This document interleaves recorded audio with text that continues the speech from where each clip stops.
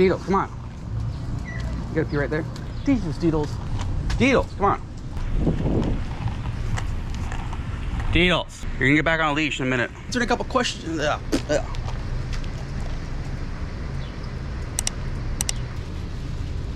Come on, Deedles.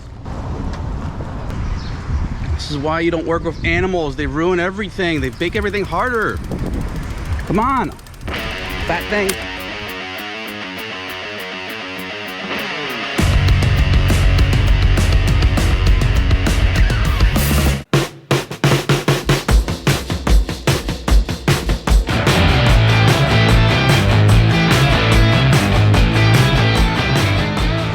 Flipknot here. A couple weeks ago I made an Instagram post asking everybody if you had any questions about the 2020 Harley Davidson not so standard. Here are some of your questions. The first question I got asked is how is Deedles? And since that has nothing to do with the bike, there she is, she's fine. She's just barking up a storm at another dog thinking she was tough shit or something, and she's not. She got arthritis, she can barely walk if you can't see. Regardless of which, she's perfectly fine. She's been bothering me all morning. She's been growling and throwing balls at me and just talking back as usual. It's her biggest problem's at night when her arthritis medicine starts to wear off. That's her biggest thing. We haven't had a seizure in 2 months, which is great, but we're not here to talk about that. Next question was, where was I born? I was born in São Paulo, Brazil. Oi, tudo bem, todo mundo? But I've lived in Tampa, Florida the majority of my life. Also, this is to get me a huge slew of hate mail. Sou corintiano. Come on, old man. Come on, old lady. Come on. And then the next question is going to be, what GoPros do I use? I pretty much have used all of them up to this point, the majority of them. Right now I'm currently on my 9. It's fantastic. I absolutely love it. I still need to make a video on just the camera alone of how amazing it's been as an experience for me. But none of this has to do with the motorcycle. So let's get on the motorcycle. So the next question was, would I buy this motorcycle? Yes, I would 1000% absolutely buy this motorcycle. But there's a problem with me buying this motorcycle. So the issue with me buying this motorcycle is the fact that I've been considering it. Like, I've been considering it for a while now, and every time I start thinking about actually purchasing this motorcycle, I have to remind myself that this deal with Burt's Barracuda, they want to build more motorcycles, which means if I buy this motorcycle and they build me another motorcycle, it's just gonna sit like my poor little Triumph that just sits in the garage. And I feel bad about it. I don't get to ride it at all because it's just a weird mental thing where it's like, this is gonna be over any day now. And I think this is an absolutely perfect motorcycle for either a beginner or like as a second motorcycle for somebody who's only been riding for a year. That's what I think this bike's for. I think this is a bike that you can buy and it'll last you a lifetime. You can keep on it, you can change it up, you can afford a bunch of things on it. Which, next question is, if you were in the market for a new motorcycle, would you buy it? Yes, I already said that. Somebody has become redundant, sorry, but I'm gonna keep doing it. For the price of this motorcycle and what you get for this motorcycle, I would absolutely buy it.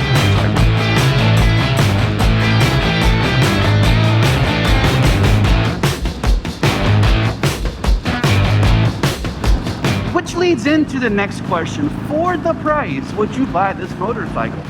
And that's a very difficult question to answer because it depends on so many different variables, and it's a huge personal preference thing. I know that, and I say this all the time, if I knew then what I know now, I probably would have never bought my Sportster, and I would have probably bought my Bonneville then. In the same respects, if I knew about this motorcycle and had it been out when I bought my Bonneville, there's a good chance I would have bought this instead of the Bonneville.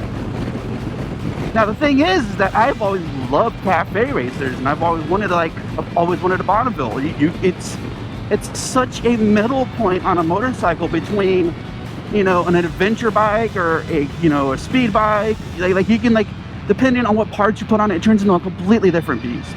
Where Harleys are kind of always Harleys, and the most a Harley changes is if you put bags on it and change the seat, and you can go a little bit further than you usually would on a daily basis. I hold a huge issue with people who are always like ball out with your credit card out. Like, nah, man, it's convenient. It's a situation. It's like, you know, people see a price tag of like $30,000 and like, oh shit, I will never have $30,000. no, you will probably never have an accumulative $30,000 in your hand. But for $13,500, your payments from Harley is probably going to be roughly anywhere in the $200 to $300 range. Can you afford $200 or $300 every month? And that's the reason why I bought my Sportster in the first place, and why I bought a new instead of a used motorcycle, is because I'm not a mechanic. I didn't know how to maintain things, and on top of that, I was paying every month to ensure that that motorcycle started every day when I needed it to.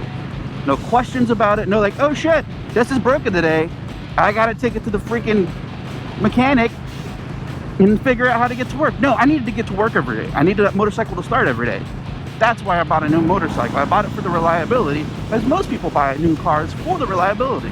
What you get for what you pay for on this motorcycle is probably one of the best deals you will ever get from Harley Davidson, ever.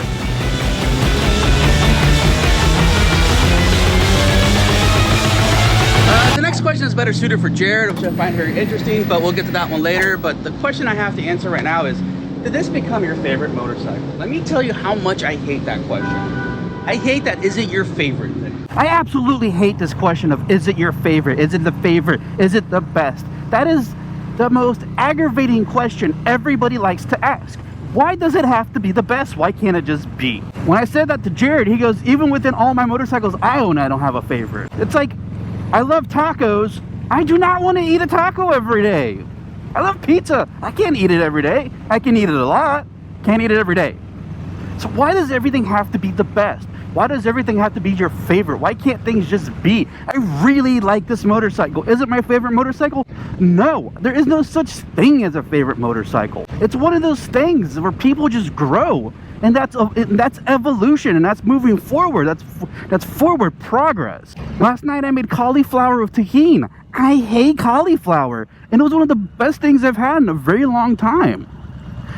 You know, like, I'd never ate broccoli before. Now I'm eating broccoli like it's no big deal. Like, I actually kind of enjoy it at times. I remember one time somebody was steaming broccoli, and I literally got sick to my stomach. That's how much I hated broccoli. But you grow, you change, things evolve, things become more necessary, things become... I think that all of us as a community need to stop with this is the best, this is the ultimate, this is whatever. There is no top tier. We gotta get over this. I'm nobody's favorite person. People just like me. I don't have a favorite person in the world. I just really like my friends. I have best friends, but I don't have one best friend. I have multiple best friends. You know, these friends fit into the situation that they are involved in my life in. Just stop with, is it your favorite? Like, it just sounds like everybody's looking for affirmation for the choices they made in life, and the only person who needs to be happy with the choices you made in life is you. All right, Jared and I are up here at Three Bulls. We're gonna have a quick little taco and margarita intermission and talk about other things inside. Well, Jared made a blunder, so we're gonna try this again. We are now at Talking Pint because Jared doesn't know any better. We're gonna see what they have because it's lunchtime. All right, on this next question, I'll let Jared answer it because he's gonna be completely unbiased about it. He's gonna ride the Softail for a little bit. We're gonna hop off. I'm asking 3 questions. What do you like? What don't you like? And what would you change about it? And not that it's a Harley. You can't, that's not an answer. My arch nemesis, the kickstart. The kickstart. Dun, dun, dun. I believe in you. I don't.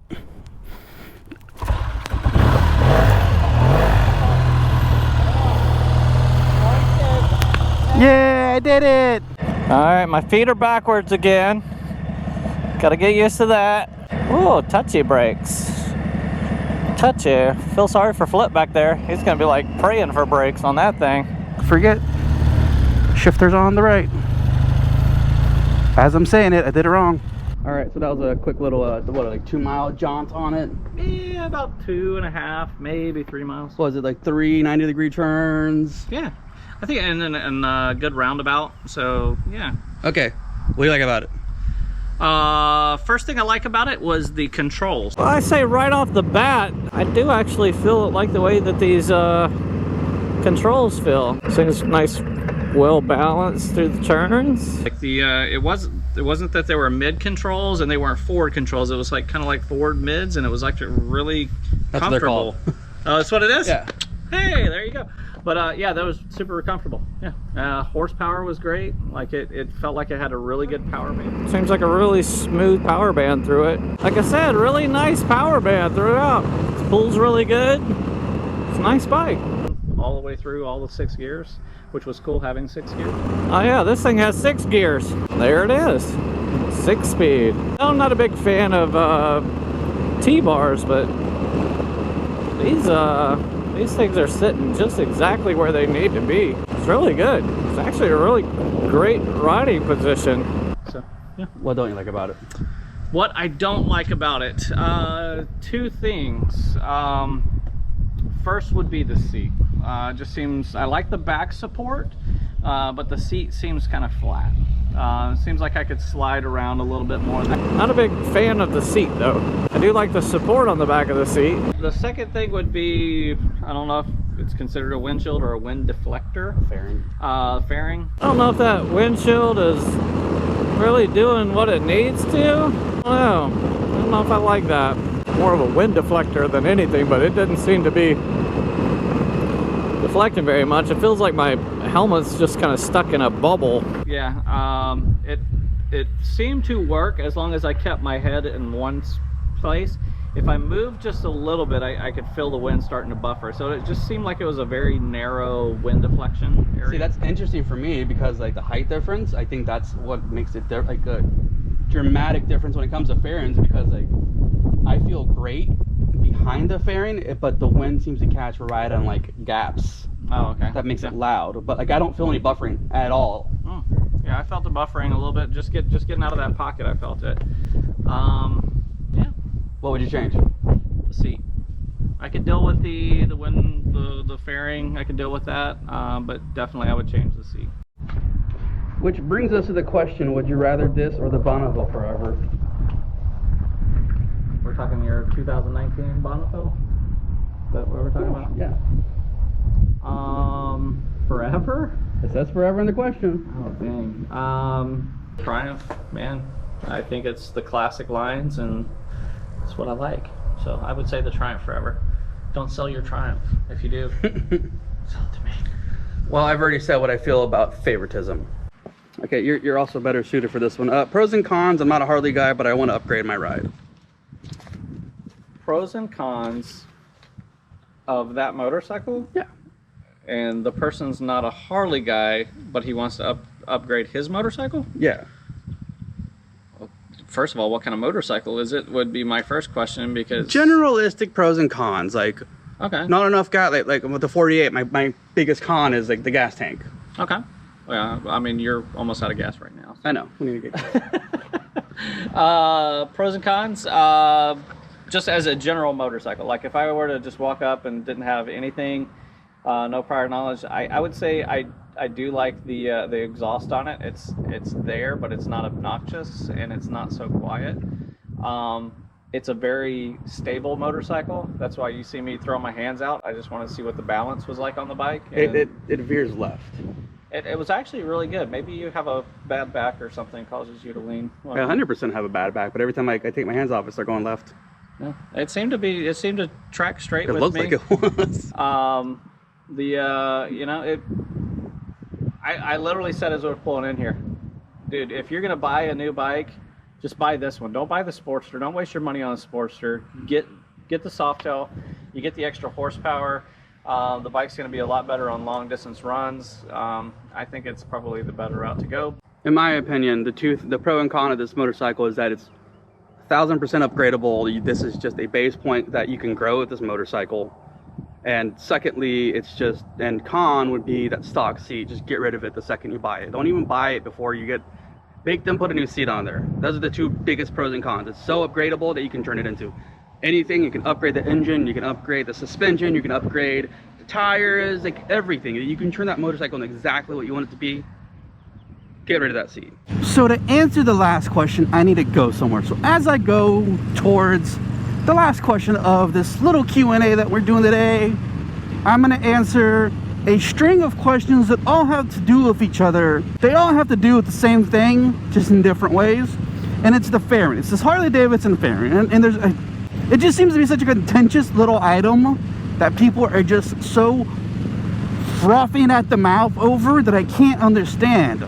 Do you like it? Here it breaks, blah, blah, blah. Let's keep it simple at the first. Do I like it? Yes, I like it more aesthetically speaking. I think it fits the motorcycle very well. Kyle also asked me the question, now that I've ridden with T-bars and a fairing, what do I think about it? Which I will actually address more on the actual review of the motorcycle, because that was a big thing for me. But when it comes to motorcycles with big risers, I believe, personally, aesthetically speaking, that it needs to have a fairing in front of it. Otherwise, it's the most ugly goddamn thing I've ever seen. It's uglier than a Victory. Do I like it? Yes. Aesthetically speaking, I think it fits the motorcycle very, very well. Does it perform well? I'll give it an 85. I still get airflow. I don't feel like I'm in a vacuum. Doesn't buff it too bad where I feel like I'm bobbleheading. But at higher speeds, I do feel like the direction of the wind is directly into the gaps of my helmet, like this area, that it can become rather loud. At the same time, the fact that I got a new helmet that's better than my old helmet fixed a lot of the wind issues. I can now hear that there's a lot of wind hitting my Senna. That's another issue that I need to address and will address in the near future. But that's not what we're talking about right now. We're talking about the fairing. It performs relatively well, to be completely honest. I think it does the job for the most part.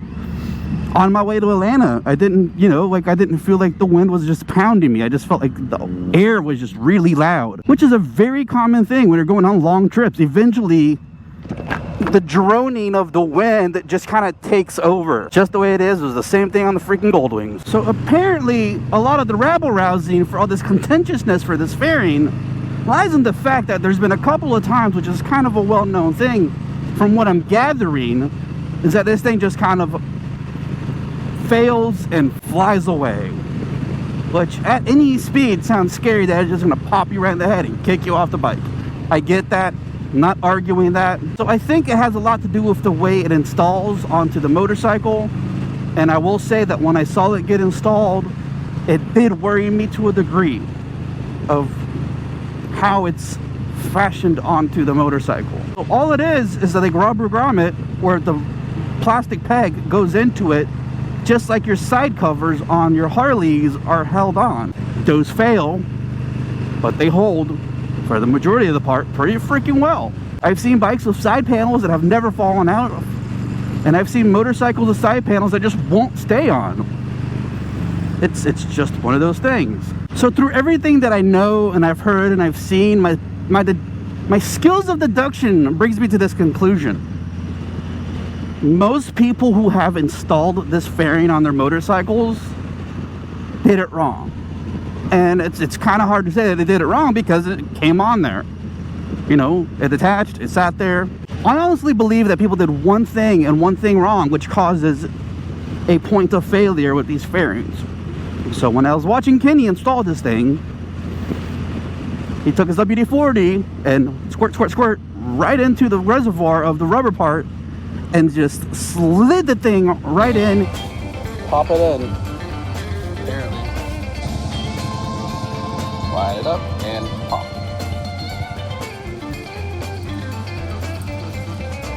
Is that it? Like, no big deal, no problem, went right in, not even a question. What I'm guessing happens is most people don't lubricate it and just try to shove it in, and what probably ends up happening, it creates a fracture point in the studs, to which is now a point of failure.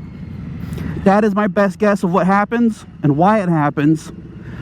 But I do agree that that is a very simplistic way of mounting this thing, but it's also slightly an ingenious way of mounting this because of how easy it goes in. I haven't had a problem. It doesn't move. I've kind of tugged on it, not too hard because I don't want to do anything wrong with it. But that's what I think happens with these fairings, and I think that it's a small handful of people who have had problems, who made a bigger deal out of it, and I think it was their own fault. I think they just try to manhandle it in without trying to lubricate it and make it go in first. That's my theory on the fairing and what the problem is. Now, for the final question. Do me a quick favor.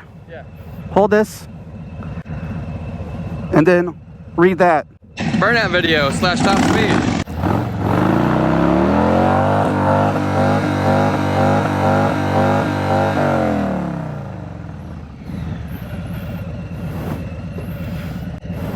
Does that answer your question?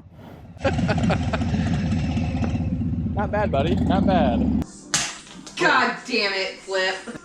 So don't forget to like this video. Don't forget to subscribe. And as always, Catch you on the flip side.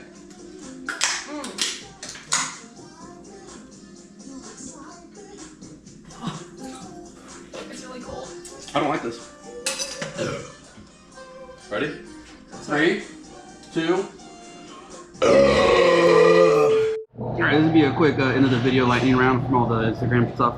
Let's see. When is the camping trip in California happening? Who knows? I'll be in California on the 18th through the 28th though. After that trip you took to Tennessee, is there anything you wish you'd had specific? A, it was Atlanta. B, we were supposed to put a bunking bar on there. Not necessarily for the safety of dropping the bike, just more of a highway peg. How long have you been working on motorcycles? 10 seconds. I don't work on motorcycles. Would you recommend the Standard as a first bike? 100%. 1,000. We've gone over this. After riding it, is there anything that you requested to be put on that you would change now? The bunking never got put on. I need highway pegs. Why didn't you take it to Texas? Because we had gold wings to ride. Why would you take anything else? Right tool for the right job. And last question, how old were you when you first rode a bike? Oh no, wait, there was that one time at Hungry Howie's, my buddy let me ride his motorcycle and I almost dropped it turning around.